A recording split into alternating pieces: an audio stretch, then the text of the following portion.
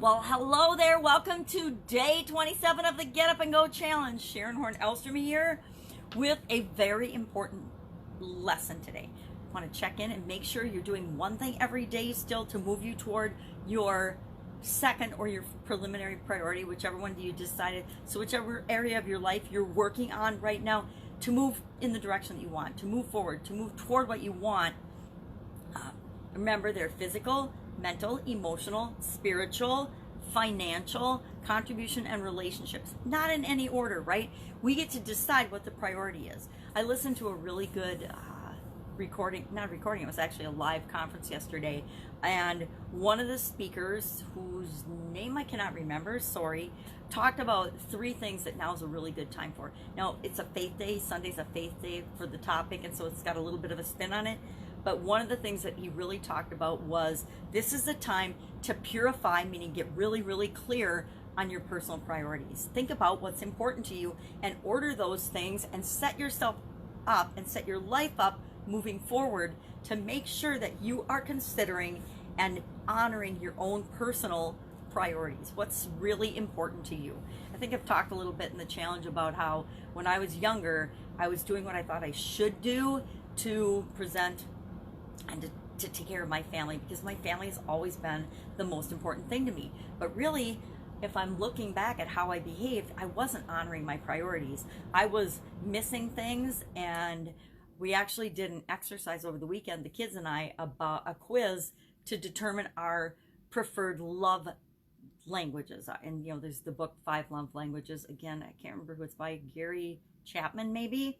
And he tells about we each of us as humans have a primary love language, which means the way that we receive love or prefer to receive love. And it was interesting to me to find out that both of my children, to them, their number one love language is quality time, having time spent and attention, quality time with them.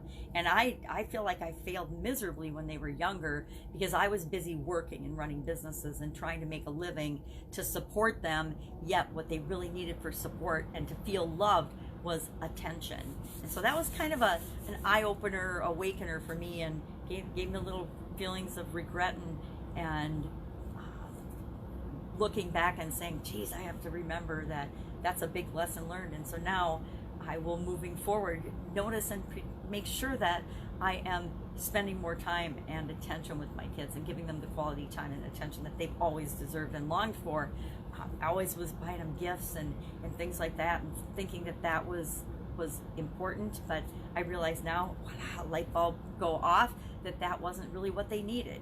And to be honest, that's what you'll find with most kids. They don't need the stuff as much as they just need you and your attention. And so as terrible as the COVID virus is right now, the truth is our children are probably getting more of what they need right now than in any time, well, maybe not in any time in history when moms were home with kids and stuff in the 50s, but now. And I think our world needed this huge reset so that we could re-examine our priorities. And we're going to actually do an activity today for the fun of it, for extra credit, for your own personal development and growth. Again, from don't sweat the small stuff, to talk about our priorities and keep asking ourselves what's really important. But today our topic is giving first. The importance of giving in order to receive what we want. The importance of giving first what it is that we want to create and have in our lives. Now, there's so much data and information backing this up. It's interesting that as human beings, a lot of us resist this, right? I'm in an organization called ClickFunnels, and one of the things that Russell Brunson, you may or may not have heard of him, teaches, and he's not the only one that teaches this, a lot of very wise people teach this. One of the lessons that he teaches and shares and encourages everyone to do is to give first. When you first start doing anything new, and you want to learn how to do it and get a reputation for doing it and practice doing it and figuring out and proving to yourself as well as other people that you can do it, is to give away your knowledge and your wisdom and your products and your services for free and let people try them out. And I'm not saying give away all your products for free, but find a customer and help them, or find a person or a client and help that person out for free. Don't charge them anything. Help them out, change their life for free. And then, of course, you get a testimonial usually. I mean, if you transform and change someone's life in any way or help them solve any problem, they're more than happy to say, oh my God, Sharon helped me solve this problem. Oh my God, George showed me the way to fix my relationship. Whatever it is. But as humans, there's incredible resistance to that. I was in the Certified Partners program for ClickFunnels, and that is one of the biggest objections. I don't want to give away my services for free. I don't want to give away my information or my knowledge for free, as if information and knowledge is a limited resource and we're going to run out of it. I don't want to do any of this because out of fear, we naturally want to hold on to what we know. Corporate America was rampant with people protecting information and not sharing how to do things or sharing what they know with one another, even in the same company that everybody's supposed to be working together in. That went on all the time. There'd be little secret alliances. It was like Game of Thrones or a show like that where there's all kinds of dealings going on behind the scenes and everybody's vying for power. Lots of ways corporate America is very much like that, or at least it was in my experience. So people are afraid to give away anything, right? And that is really the only way that we move forward in life. We have to give value to people in exchange for the products and services that we offer them. If they don't see the value and get value out of it, they're not going to buy it. They're not going to give us any money. They're not going to trade resources with us. We have to give love and attention to our children and to other people if we want them to give us love and attention, right? If you want a hug, hugs are kind of simultaneous. You have to give each other a hug, but one person usually moves first for hugs and kisses and human contact. But we have to give what we want to receive back. If we want to feel loved and be loved, we have to, number one, love ourselves and give love to ourselves first, but then we also have to give it to other people. Same with our attention, same with our resources, same with, and our greatest resources is actually us. It's who we are individually and what's inside of us that we can share to other people, with other people, and share with the world. That's what we're here for. Our mission isn't to accumulate a whole lot of material stuff, because guess what? When we leave, meaning die or transition, do we get to take any of it with us? In case you don't know, the answer is no. When we pass away, when we transform, when we transition, when we die, nothing goes with us. We come into this world with our body and our consciousness and our mind and everything inside us that we already need to have an amazing, successful life experience. And we leave with the same. We leave with nothing, right? Nothing's going with us when we leave this life. So all of this stuff in the middle that we fight to accumulate, that's not what we're here for. We're here to share and learn and experience this life as only we uniquely can. And that means giving first, giving value first, helping other people first. This is your biggest, greatest opportunity in any of our lifetime to help other people and serve other people. You know what happens when you help other people and you serve other people and you share information with them and you give value and you share your message and you teach them what you know? They don't just steal it and run with it, although that happens too, right? But guess what? You will always learn and grow and have more to offer, because we're not like this cup where we can only fit so much in it. We, just like the cup, are refillable. We can get more knowledge. We can start different businesses. We can do different things. We will never run out of enough things to give. Give you a quick example of how I've seen this in my life. Originally, when I started to do Facebook Live videos, like everybody else, I had this little bit of a nagging fear that I would run out of things to say, right? That I wouldn't know what to talk about in Facebook Lives. In one of my Facebook, I guess it's a vlog, it's a video blog really, of what I'm doing as I transition from the brick and mortar world of business to the online business. Because it was a new industry, a new adventure for me, and my vision was starting to fade, so I didn't want to just write in journals like I've always done in the past and keep notes, because I knew I couldn't go back and review them. So I wanted to keep a video log of what I'm doing. So I started doing Facebook Lives every day. And I thought I would run out of things to say when I was just doing information, sharing information, value with my audience. But I realized we never run out of things to say, because if we're always learning and growing and having new experiences, we can always share and talk about those, because the people that are attracted to us want to know what those experiences are like and how we handle them. So a lot of what I'm talking about right now is, how am I personally handling this COVID crisis? What am I doing? And sometimes I feel like I'm cheating a little bit, because I've had a couple of years to self-segregate and practice being distanced from people due to a lot of changes in my life and a lot of vision challenges and things. But I've also learned that I needed to get help from people and be dependent on people to get me resources and bring things to me, because I couldn't go out and drive and pick them up myself. So we adapt, we adjust, we grow. We're always changing and continuing to experience different things. So we never ever run out of things to say about anything.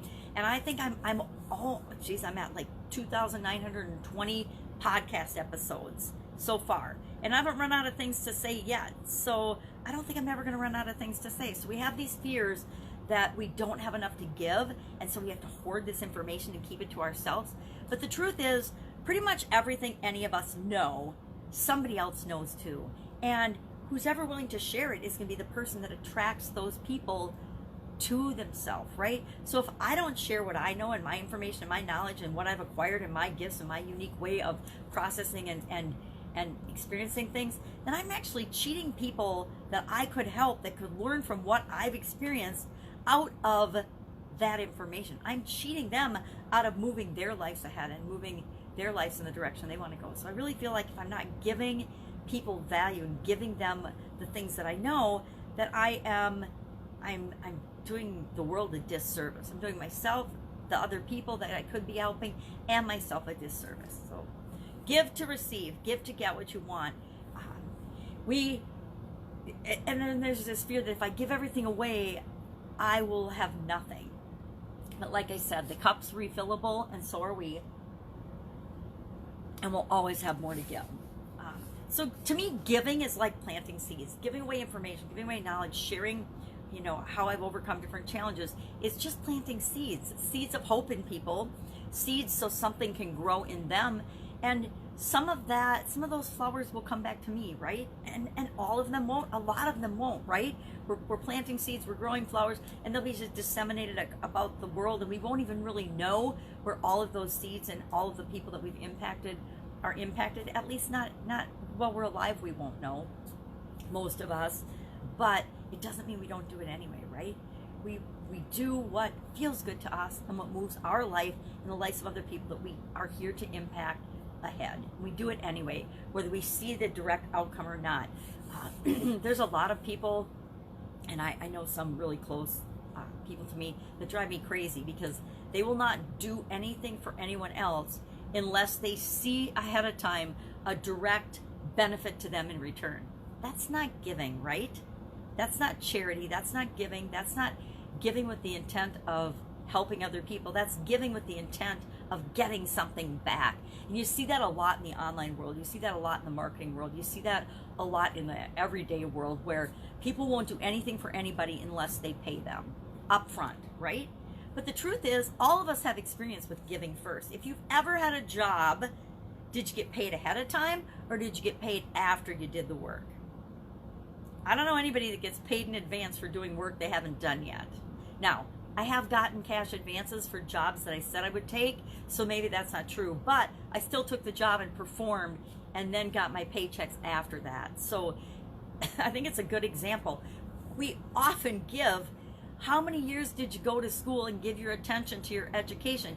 Even if you just went to school for a few years or for a couple of years and then quit school, we still gave our attention to something, and we didn't see immediate return for that, right? Maybe we got grades every quarter or something, or every trimester, or whatever they call it nowadays, but not always, right? Sometimes we gave for weeks before we got any feedback or saw anything in return. So we all have got experience with giving before we receive, but we've forgotten those lessons. We forget about it. So today, our action item, I am going to share, this is actually a long one. This is a 3-page activity today. It's about keep asking yourself what's really important, and it's a priority setting thing that goes on different topics for our lives, and you get to say what's a low priority. You just one of each. What's a low priority item with respect to that category? So for example, your parents. What's a low priority thing for your parents? What's a high priority thing that you do with or interact with your parents? Just take a minute and let me read the directions. I could be wrong.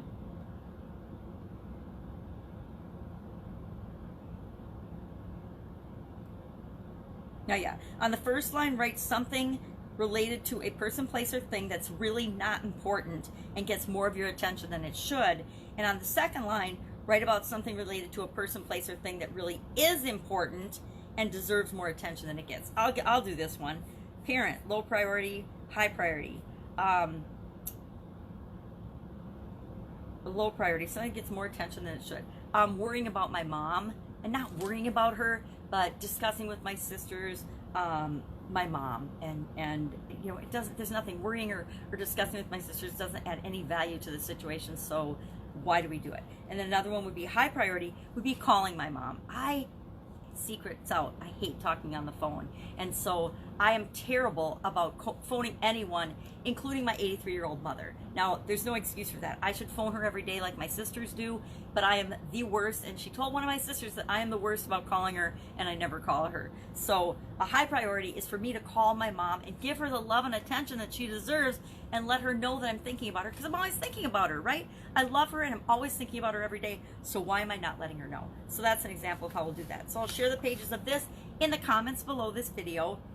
I'll just take a snapshot of it. Why? Because that's the quickest, easiest way for me to get it done. Could I do a complicated way? Could I create a workbook? Could I rewrite it? Could I do a gazillion things? Yes, but right now it's more important to me to get the information in your hands so you can see it, or in your computer or your phone so you can see it, than it is for me to do it in a cool, you know, way that represents my brand way, because that's not at all important with respect to this. So that will be our activity today. Now, for your action item, that's to do for you, right? Everything I give you for activities and tools is for you to use as you see fit. Maybe you do it once and you're like, yeah, that was a waste of my time, I'm never going to do it again. Or maybe you say, wow, re-looking at my priorities is something I should do like once a day. Every day at 10 o'clock, I'm going to set an alarm, and for 2 minutes, I'm just going to revise and think about my priorities, think about the things that are really important to me, or whatever. But today, our action item is, I want you to share one thing that you are going to give today. Give away, not give away, like, I'm not saying you got to give away something that you've created for free. One way that you can give value to another human being today, or one way that you can provide value and give first, starting today, right? And maybe it's just, I can phone a friend, I can get on a Facebook Live and talk about a problem that I've solved. Whatever it is, find and share in the comments below one way that you can give today. That's it. Have an awesome day. If I can help you in any way, please ask. If you have a question or are struggling with anything, please ask in the comments below or direct message me, Sharon Horne-Ellstrom. That's it. Have an awesome day, and I will, of course, be with you tomorrow with day 28 of our Get Up and Go challenge. Get up, go do this. Take care, and I will be with you tomorrow.